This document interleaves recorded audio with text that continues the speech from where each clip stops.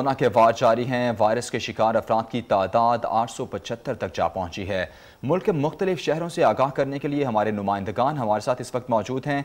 कराची से कहकशां बुखारी, सक्खर से वाहिद महर, लाहौर से मलिक मुश्ताक, फैसलाबाद से मोहम्मद अमनान, मुल्तान से माजिद कलासरा, डीजी खान से अख्तर अली खान।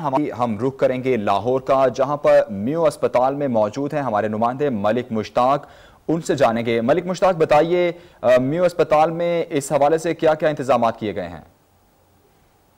जी बिल्कुल, मैं इस वक्त मौजूद हूँ लाहौर में हॉस्पिटल और मेरे साथ मौजूद हैं प्रोफेसर डॉक्टर असद असलम साहब।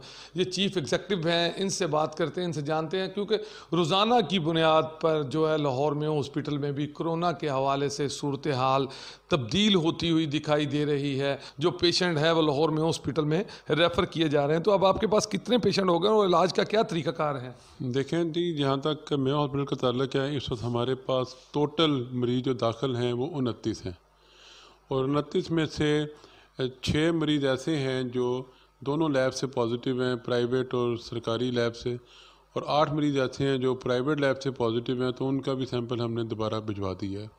और बाकी जो 15 मरीज़ हैं वो सस्पेक्टेड हैं, उनको हमने उनका सैंपल लेके भिजवा दिया है। तो कल दोपहर तक उनकी रिपोर्ट भी आ जाएगी, तो मज़ीद वो भी कंफर्म हो जाएंगे। लेकिन मैं ये बताऊं कि कल भी हमारे पास 13 मरीज़ थे, तो जिनमें हमने सैंपल भेजे थे उनमें से कल रात तक जो रिपोर्ट आई 8 की रिपोर्ट आई नेगेटिव है।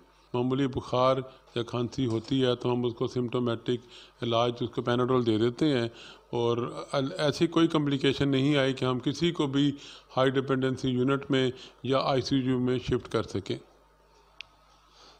जी बिल्कुल, आपने